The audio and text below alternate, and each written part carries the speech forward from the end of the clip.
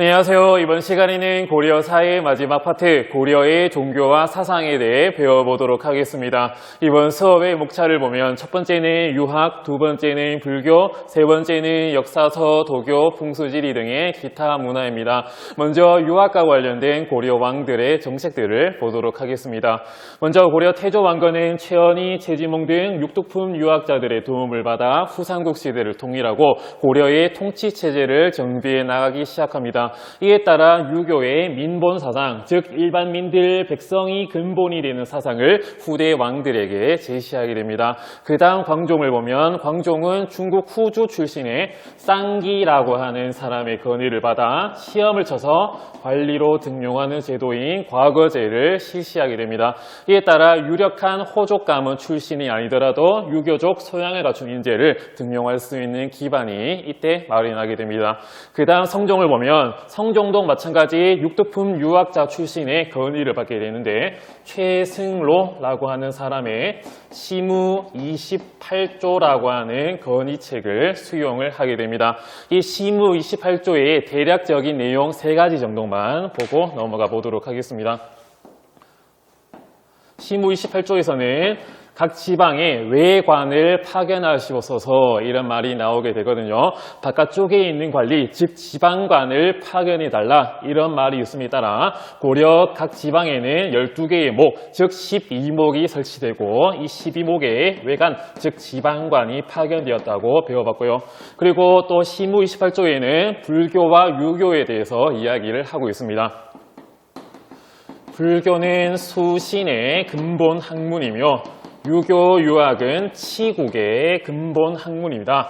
이에 따라서 불교는 수신, 개인의 몸을 수양하는 근본 학문이자 유교는 나라를 다스리는 근본 학문이기 때문에 불교도 중요하지만 유교도 함께 중요합니다. 이런 내용이 또 담겨져 있으며 그리고 신하에 대해서도 얘기하고 있거든요. 신하를 다루실 때 광종처럼 막 대하지 마시고 예의를 갖춰서 예우를 갖춰서 신하들을 대해 주십시오. 이런 내용이 담긴 유교적인 내용이 담긴 시무 28조를 성종이 수용을 함에 따라 유교를 고려 정치 이념으로 확립을 하게 됩니다. 그리고 이러한 유교 사상, 왕에게 충성하고 어버이께 효도하고 친구들끼리 의리를 지켜라 이런 유교적인 교양을 나라의 인재들에게 알려주고 가르치기 위해 학교들을 설립을 하게 되는데 중앙에는 국자감이라고 하는 학교를 설립하고 지방에는 향촌학교, 즉 향교를 각 지방에 설립을 하게 됨으로써 힘으로써 나라를 다스리는 것이 아닌 문, 즉 문치주의의 전통을 성종 때 또 확립을 하게 됩니다. 이렇게 유학과 관련된 고려 왕들의 정책들을 봤고요. 그러면 지우고 나서 그 다음 내용들을 보도록 하겠습니다. 최승로의 시무 28조와 관련된 사료 자료입니다. 앞에 영상에서 봤던 내용인데 다시 한 번 더 보도록 하겠습니다. 7조의 마지막을 보면 요청하건대 외관을 두시옵소서. 이에 따라 고려에는 12개의 목, 즉 12목이 설치되고 지방관이 파견되었다. 아까 배워봤고요. 또 20조에 봤을 때는 불교를 믿는 것은 자신을 다스리는 근본이며 유교를 행하는 것은 나라를 다스리는 근본입니다. 라고 말을 하고 있거든요. 자신을 다스린다 두 글자로 하면 수신이라고 할 수 있고 나라를 다스린다라는 것을 또 두 글자로 하면 치국이라함에 따라 불교도 중요하지만 유교도 중요합니다. 이런 시무 28조를 성종이 수용하게 됨으로써 고려 정치 이념으로 유교가 확립이 되었다. 방금 배워봤습니다. 이렇게 유학과 유교를 중심으로 통치체제가 정비됨에 따라 관리선발제도, 현재로 따지면 공무원 시험이 확립이 되고 정비되게 됩니다. 이때 관리선발제도는 크게 2가지로 볼 수 있는데 시험을 치는 과거제도, 또 과거제를 거치지 않고 관리가 될 수 있는 음서제, 이 2가지로 나뉘어졌다라고 할 수 있습니다. 먼저 과거제의 종류를 보면 문신들을 뽑는 문과, 그 다음에 스님들, 즉 승려들을 대상으로 했던 승과, 그리고 그리고 기술관을 뽑았던 작과 등으로 구성이 되어 있었고요. 또 문과는 제술과와 명경과로 또 크게 두 가지로 나뉘어졌었는데 여기서 제술과 같은 경우에는 글을 얼마나 잘 쓰는가 현재로 따지면 논술 시험이라 할 수 있고 명경과 같은 경우에는 유교 경전에 대해서 얼마나 밝게 알고 있는가 얼마나 잘 이해하고 있는가를 테스트에서 문신들을 뽑았던 시험이라 할 수 있습니다. 그리고 과거 시험에 대해서도 원래 이전 시간에서 원칙상 양인 이상이면 응시가 가능했다고 했지만 같은 양인이더라도 응시하는 과목이 달랐다라고 할 수 있거든요. 문과 같은 경우에는 귀족이라든지 아니면 향리 등 양인 중에서 나름 상층 양인들이 주로 시험을 쳤고 작과 같은 경우에는 기술관을 뽑는 작과 같은 경우에는 일반 농민들이 대다수였던 백정들이 주로 시험을 쳤다라고 할 수 있습니다. 그리고 또 양인이지만 원칙상 과거 응시가 불가능했던 계층도 이전 시간에 배워봤거든요. 향, 부곡소 이런 것과 같이 특수행정구역민들은 과거 시험 응시가 불가능했다라고 하시면 되겠습니다. 자, 그 다음 과거 시험을 거치지 않고 관리가 될 수 있는 음서제도에 대해서 배워보도록 하겠습니다. 음서제도는 나라의 공이 있는 공신이나 아니면 5품 이상의 고위관료의 자손을 대상으로 이 혜택이 적용이 되었다라고 할 수 있고요. 고려시대에는 특이하게 직계 자손뿐만 아니라 사위와 외손자에게도 이런 음서의 혜택이 적용되었다라고 이전 영상에서 배워봤습니다. 하지만 고위관직에 승진할 때는 음서 출신보다 과거 출신이 훨씬 더 유리했기 때문에 음서로 관직에 진출했다 하더라도 관직 승진을 위해 다시 과거 시험을 치르는 경우가 많았다고 합니다. 이렇게 관리 선발 제도에 대해서 배워봤고요. 이제 이렇게 나라의 통치체제를 정비하고 개인의 수양을 위해 열심히 노력을 되어왔던 유학이 어떻게 보수화되었는가를 보도록 하겠습니다. 유학이 보수화되는 시기는 어느 정도 고려 사회가 안정화되어 있었던 문벌 귀족 사회에 이런 유학의 보수화 경향이 나타났다라고 할 수 있거든요.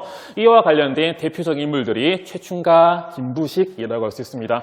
먼저 최충에 대해서 보도록 하겠습니다. 이 최충은 고려 문종 시기 때 크게 활약을 했던 사람이다라고 할 수 있는데 최충의 별명이 바로 해동공자라고 할 수 있습니다.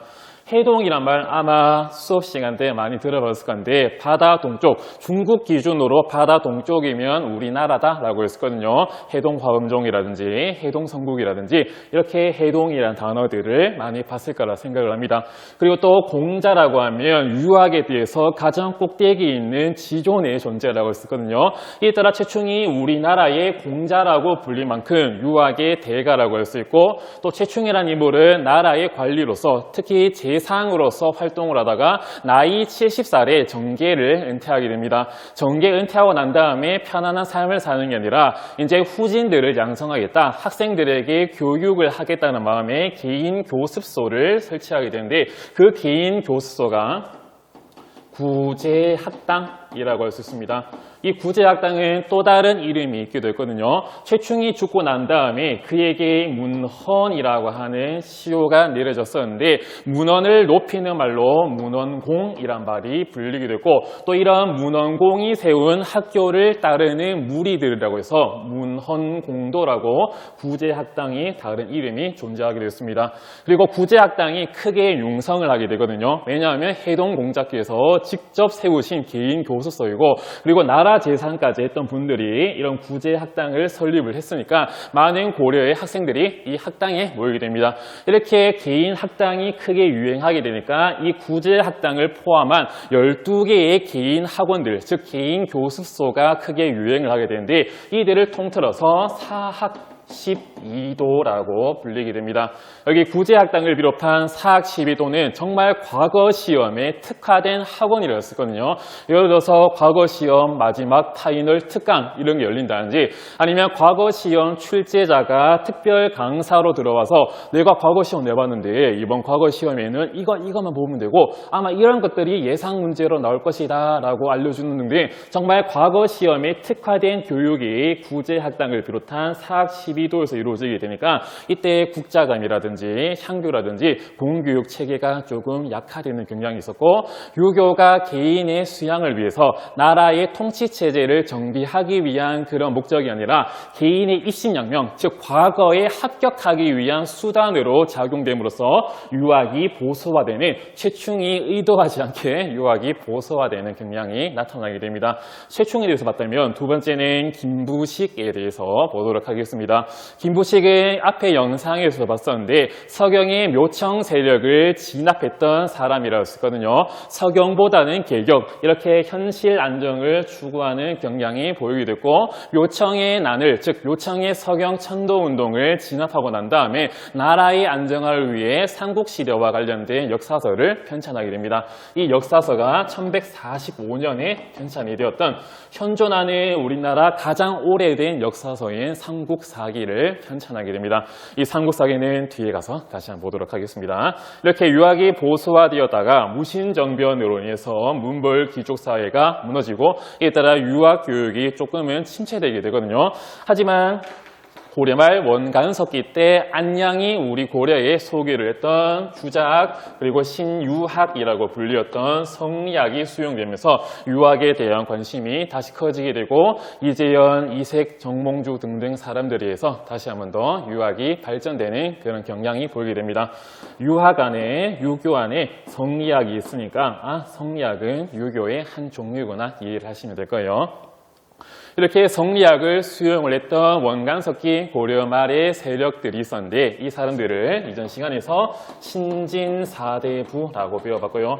이 신진사대부 등은 성리학을 수용하고 이 성리학을 개혁사상으로, 즉 순수한 리, 순수한 고려라고 하는 것을 회복하자는 마음에 성리학을 개혁사상으로 삼게 되었습니다. 이렇게 유학에 대해서 배워봤다면 이제 그 다음에는 불교에 대해서 배워보도록 하겠습니다. 앞에서 유학에 대해서 먼저 배워봤지만, 고려는 그 근본인 종교가 바로 불교, 그리고 불교 국가라고 했었거든요. 아까 유학과 마찬가지로 불교와 관련된 고려 정기왕들의 정책들을 보도록 하겠습니다. 태조 왕건 당연히 절 많이 세웠다 할 수 있고, 그리고 또 태조 왕건이 죽기 전에 훈요 10조라고 하는 유언을 남기게 되거든요. 후대 왕들에게 남긴 10가지의 교훈, 이런 뜻을 담고 있는 훈요 10조를 태조 왕건이 죽기 전에 남겼었는데, 이 내용 중에서 이 연등해와 팔관회라고 하는 행사를 줄이지 마라 라는 등의 내용이 담겨있게 되었습니다. 이 연등회는 불교 행사의 대표적이라 할 수 있거든요. 아마 불교 행사, 부처님 오신 날이라든지 절 근처에 가면 등이 연속해서 달려있는 게 있을 건데, 고려 시대에도 등을 길게 달아서 행사를 했다라고 할 수 있고요. 여기 팔관회 같은 경우에는 이 행사에는 여러 가지 요소가 복합적으로 적용이 되어 있습니다. 먼저 불교적인 요소, 그리고 구복신앙, 그다음에 신선, 불로장생을 추구했던 도교, 그리고 우리나라의 토속신앙이 많이 결합이 된 행사가 팔관회라고 할 수 있는데, 이 팔관회에 걸릴 때는 외국 사신들이 우리 고려에 많이 찾아오게 됐고, 현재 경복궁의 일부를 오픈하는 것처럼 팔관회가 열릴 때는 일반 백성들에게 개경궁궐의 일부를 오픈했다고 합니다. 이렇게 연등의 팔관회, 이렇게 불교와 관련된 행사들을 훈요 10조에서 강조하기도 했고요. 또 아까 유학 파트에서 광종 때 과거제가 실시되었다 했는데, 이때 스님들을 대상으로 했던 승과가 실시되게 됩니다. 이에 따라 승과 합격자들인 스님들한테 국사와 왕사 제도를 적용하게 되거든요. 여기서 사자가 한자로 풀이하면 스승사자라고 할 수 있습니다. 이에 따라 승과 출신 스님들에게 국사, 나라의 스승님이라는 호칭이라든지 아니면 왕의 스승님이다 라고 할 정도의 호칭이 붙여졌다고 합니다. 이렇게 고려 전기 왕들의 불교와 관련된 주요 정책들을 봤다면, 이제 아주 중요한 고려 시대의 불교 통합 운동에 대해서 보도록 하겠습니다. 별표 2개 표시해 놨는데, 한번 본격적으로 들어가 보도록 하겠습니다. 이전 영상에서 통일신라 때 가장 유명한 스님 2분이 있다고 했는데, 바로 의상 원효라고 했었거든요. 고려 시대에는 이 2분이 가장 중요하다라고 할 수 있습니다. 먼저 첫 번째 스님을 보면 의천 스님이라고 할 수 있고, 두 번째 스님은 무신정권기 때 진울 스님이라고 할 수 있습니다. 이 의천과 진울 모두 두 분 다 승과 출신이기 때문에 이분들이 돌아가시고 난 다음에 시효가 내려지게 되는데, 의천 같은 경우에는 대각국사라고 하는 시효가 붙었고, 진울 스님 같은 경우에는 보조국사라고 하는 시효가 붙게 됩니다. 먼저 대각국사 의천의 불교 통합운동을 보도록 하겠습니다. 이 의천이 살았던 시기에는 바로 문벌 귀족 사회라고 할 수 있고, 의천 같은 경우에는 고려의 왕이었던 문종의 넷째 아들이라고 할 수 있습니다. 그리고 또 승과 출신이기 때문에 정치적인 힘과 종교적인 힘을 모두 다 가졌던 스님이라고 할 수 있거든요. 이렇게 의천이 왜 이런 문벌 귀족 사회에 불교를 통합하기 위한 운동을 벌였는가 봤을 때, 문벌 귀족 사회에는 종교적인 분열이 발생하게 됩니다. 먼저 통일신라 말기 교종과 선종의 대립에 대해서 배워봤는데요. 다시 한번 보도록 하겠습니다. 자, 교종과 선종 모두 불교의 한 종파로서 어떤 방법으로 공부를 해야지 부처님처럼 깨달음을 얻을 수 있는가, 그 차이를 둔 종파라고 할 수 있거든요. 교종 같은 경우에는 불교 교리를 열심히 공부하고, 또 부처님이 하신 말씀, 부처님의 지혜가 한 말들을 열심히 읽고 열심히 암기하면 우리도 부처님처럼 깨달음을 얻을 수 있다, 그 방법으로 따르자라고 했던 게 바로 교종이라 할 수 있다면, 선종 같은 경우에는 아니다, 부처님이 깨달음을 얻는 부처님이 되었을 때 그때 교리와 경전이 있었는가? 아니다, 부처님 같은 경우에는 보리수나무 밑에서 조용히 마음을 가지런히 하고 참선한 결과 유레카 깨달음을 얻었다 짜라. 선종의 참선을 통해서 깨달음을 얻을 수 있다라는 종파라고 할 수 있거든요. 근데 교종은 선종에 비해서 귀족적인 경향이 있고, 교종은 선종에 비해 서민적이고 혁신적인 경향이 있다라고 할 수 있습니다. 교종이 선종에 비해서 왜 귀족적인가 봤을 때, 당시 교리와 경전 이런 책들을 읽으려면 글을 알아야 되거든요. 당시 고려 사람들의 많은 대부분은 문맹이었기 때문에 책을 읽을 수 있는 귀족, 글을 읽을 수 있는 귀족적인 성격이 교종이라 할 수 있고, 또 책을 읽을 시간이 귀족들이 많았기 때문에 귀족적인 교종이라 할 수 있고, 선종 같은 경우에는 분리문자, 문자가 없더라도 부처님처럼 깨달음을 얻을 수 있기 때문에 서민적이고 혁신적이다, 이런 경향이 있습니다. 이에 따라 교종의 기역, 교리의 기역, 경전의 기역, 귀종의 기역, 그리고 선종의 시역, 참선의 시역, 서민의 시역, 혁신의 시역, 이런 식으로 구분을 하시면 아마 암기하는 데 도움이 될 거라 생각을 하고요. 어쨌든 다시 돌아와서 문벌 귀족 사회에도 나라가 어느 정도 안정화되니까 내부적으로 조금씩 갈라지기 시작했거든요. 통일신라 말기에 있었던 이런 교종과 선종의 대립이 있었고, 두 번째는 교종 내에서도 교종 대 교종의 대립이 발생하게 됩니다.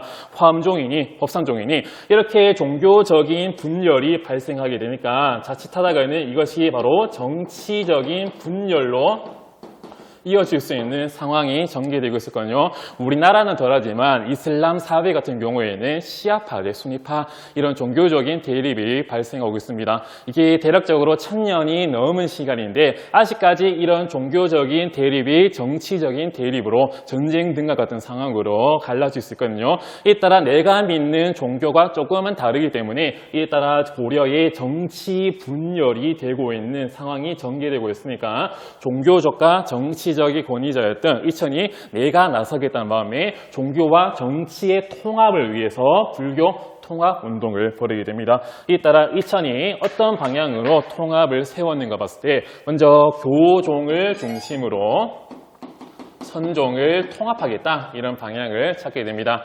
의천 스님 같은 경우에는 화엄종, 즉 교종 스님이었기 때문에 교종을 중심으로 선종을 통합하려고 하는 불교 통합운동의 방향을 잡고, 이런 방향을 어떻게 실시할 것인가, 통합 방법, 그리고 교리로서 교관겸수라고 하는 교리를 제시하게 됩니다. 쌤이 수업 시간 때도 말했겠지만 지금 우리가 배우고 있는 게 한국사예요. 철학 수업, 윤리와 사상 수업이 아니기 때문에 우리 학생들 같은 경우에는 이런 사람이 이런 방향을 잡고 이런 논리가 간단하게 이런 뜻을 가지고 있으며 이 논리가 역사적으로 어떤 작용을 했는가만 알고 들어가시면 됩니다. 너무 철학적으로 깊게 들고 들어가실 필요가 없어요. 자, 그러면 교관겸수 이 뜻을 한번 볼 건데 여기서 교와 관은 각각 선종과 교종을 대표하는 말이라고 할 수 있습니다. 먼저 교 같은 경우에는 이름 그대로 교종의 수행 방법이라고 할 수 있고 관 같은 경우에는 지관, 지그시 바라본다 이런 뜻을 가지고 있거든요.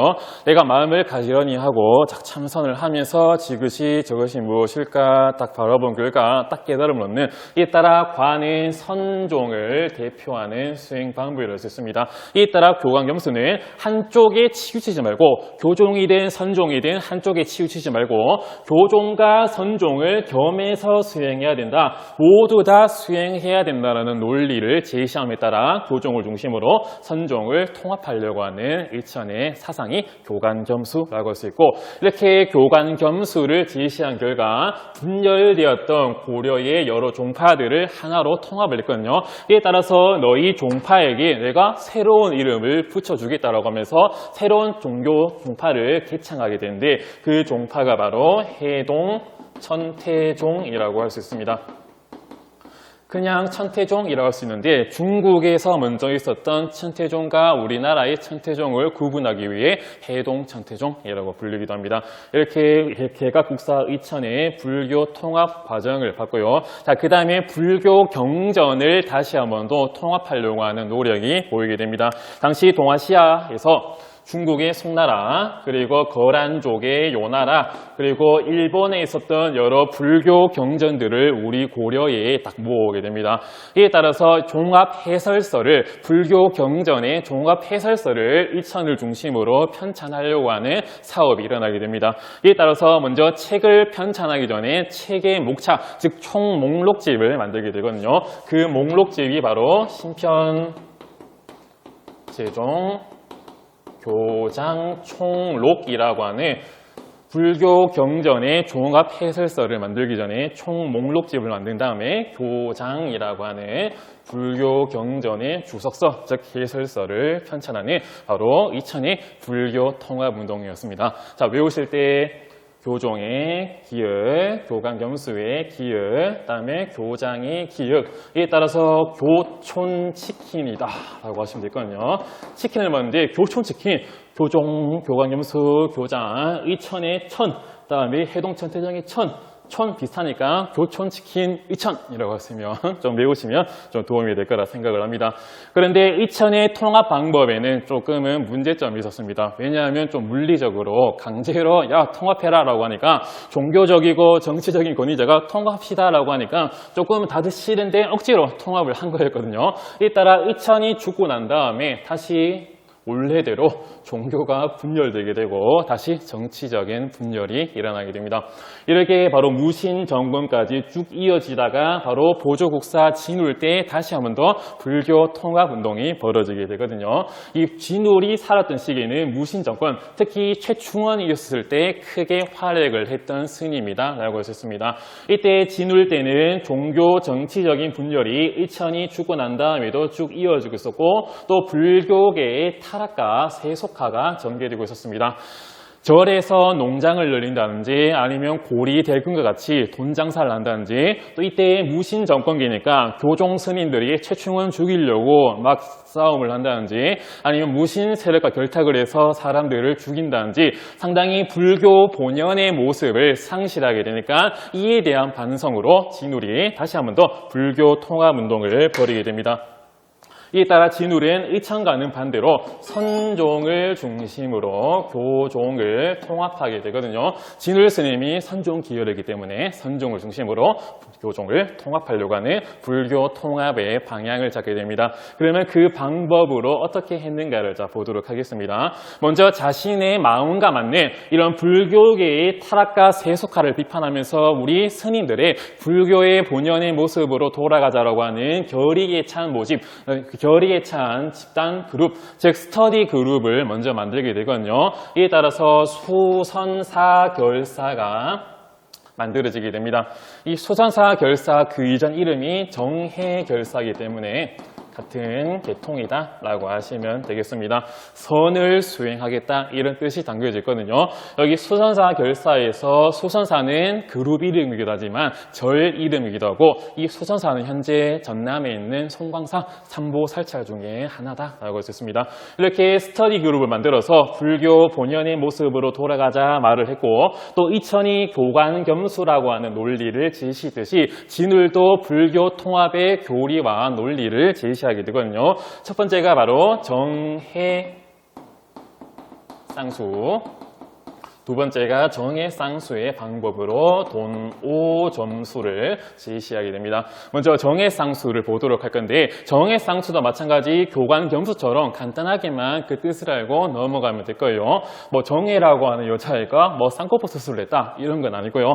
그러면 정가해도 선종과 교종을 대표하는 말이라고 할 수 있는데 정 같은 경우에는 마음을 가지런히 정하고 딱 자리에 앉아가지고 고요히 깨달음을 추구하는 선정의 상태, 즉 이에 따라 정은 선종의 수행 방법이다 라고 할 수 있고 해 같은 경우에는 지혜를 뜻한다 라고 할 수 있거든요. 불교 경전이라든지 교리를 공부함으로써 교학을 공부함으로써 불교적인 지혜를 쌓겠다. 이에 따라 해는 교종을 대표하는 말에 따라 선종과 교종을 쌍으로 수행해야 된다. 또 마찬가지 한쪽으로 치우치지 말고 함께 수행해야 된다. 교관겸수와 그 의미가 일맥상통하는 말이라 수 있고요. 그리고 어떻게 정과 해를 함께 수행해야 되는가 그 방법으로 돈오 점수를 제시하게 되는데 여기서 돈오 같은 경우에는 갑자기 깨우친다 그 뜻을 가지고 있거든요.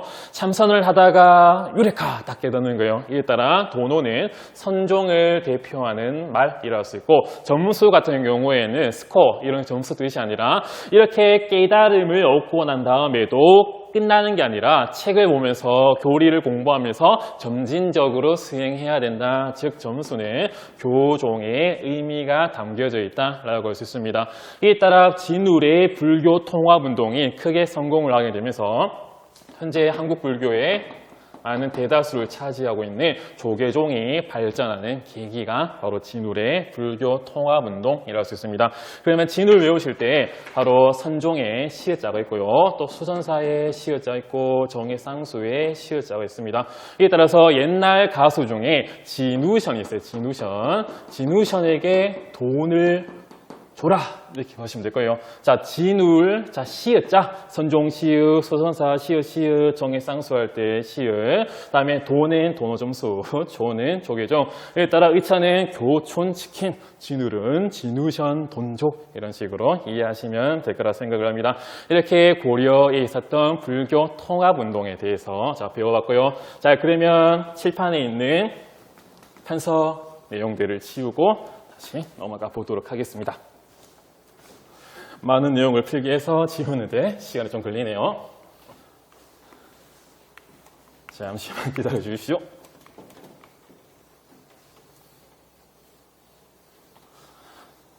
먼저 대각국사 의천과 보조국사 진울의 그림입니다. 왼쪽이 의천이고요. 오른쪽이 진울이다 라고 할 수 있습니다. 그 다음에는 사료로 문제를 보면 먼저 의천의 불교통합운동인데 대각국사 문집이 출처를 수 있거든요.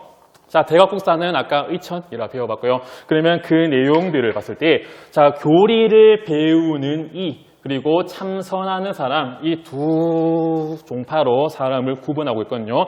교리를 배우는 이는 교종이라 할 수 있고 참선하는 사람은 선종이라고 할 수 있는데 교리를 배우는 이는 마음을 버리고 외적인 것을 구한다. 그리고 참선하는 선종은 밖의 인연을 잊고 내적으로 참선, 즉 밝히기를 좋아한다. 이는 다 치우친 것이다. 이에 따라서 이런 방법과 이런 편벽되고 집착이고 양극단에 치우친 것을 해결하기 위해서 의천이 네 글자 교관겸수를 제시했다라고 하시면 될 거고요. 자, 그 다음에는 진울과 관련된 사료를 보도록 하겠습니다. 출처가 권수정의 결사물인데 여기서 그 뜻을 풀이해보면 자 권한다 이렇게 하기를 뭘 수행하기를 정가해를 아까 말했듯이 선종과 교종 즉 성교 일시에 이런 정가해를 수행하기를 권하는 결사물이다 이런 뜻으로 알면 될 건데 하루는 같이 공부하는 10명과 함께 다음과 같이 약속하였다 즉 스터디 그룹을 만들기로 하였다 결사하기로 했다 되어 있거든요. 마땅히 명예와 이익을 버리고 살림에 음둔하여 같은 모임을 맺자 이렇게 불교의 타락과 세속화에서 벗어나서 모임 즉 스터디 그룹 결사를 맺자 항상 선을 익히고 지혜를 고르는 데 쓰고 요 글자를 하기 위한 네 글자가 바로 정해쌍수라고 할 수 있고 그 방법으로 도노 점수하자라고 했습니다. 일부라고 경전을 읽으며 힘들어 일하는 것에 이르기까지 각자 맡은 바 임무에 따라 경영한다. 불교 본연의 모습으로 돌아가자. 이런 말을 진우리 하고 있습니다. 이렇게 불교 통합운동에 봤다면 자 계속해서 불교 통합운동의 흐름을 보도록 하겠습니다. 해신과 요세 스님이라 할 수 있는데 이분들도 모두 무신정권기에 활동했던 스님이라 할 수 있거든요. 해심은 진울 스님의 제자라고 할 수 있는데 해심 같은 경우에는 유불 일치설을 주장을 했습니다. 유교든 불교든 모두 다 깨달음을 얻기 위한 거니까 모두가 똑같다 이런 유불일치설을 해심 스님이 주장을 했고요. 이 따라 뒤에 성리학이 수용 카메라 최대 녹화 시간이 30분인데 30분을 넘어가서 다시 돌아와서 설명하고 끝내도록 하겠습니다. 해심 스님은 유불일치설을 주장을 했고 이에 따라 성리학이 수용할 수 있는 토대가 마련됐다라고 했었거든요.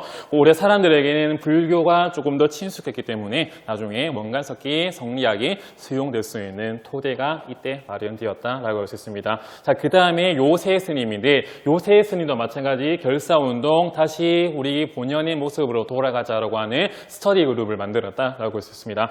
그 스터디 그룹이 바로 백년결사 또 같은 말로 백년사 결사라고 했었거든요. 이 백년사는 현재 강진이 있고요. 만덕사라고 불리기도 합니다.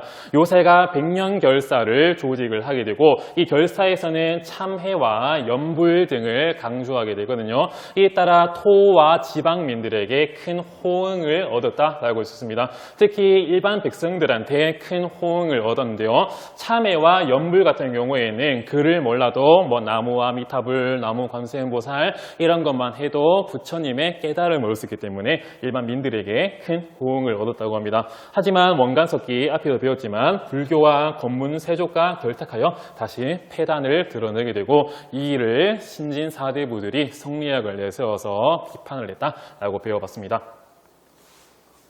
자, 그 다음 대장경인데요. 자, 대장경이 조판된 배경을 보면 자, 국가 불교로 고려에서는 불교가 국가 불교로 중시되면서 불교 경전을 집대성하면서 대장경이 만들어졌다라고 할 수 있고 외세의 침입을 부처의 힘으로 물리치고자 이런 많은 대장경들이 만들어졌다라고 할 수 있습니다. 먼저 초조 대장경인데요. 이 초조 대장경은 처음 만들어진 대장경 이런 뜻을 가지고 있는데 거란의 침입 때에 만들어졌었고요. 하지만 몽골의 침입으로 초조 대장경이 불에 타 소실되었다고 합니다. 앞에도 배웠지만 초조 대장경뿐만 아니라 경주에 있었던 이 황룡사 부칭 목탑도 함께 몽골의 침입 과정 속에서 소실이 되었다라고 배워봤습니다. 자, 그 다음에는 팔만대장경이라고 했거든요.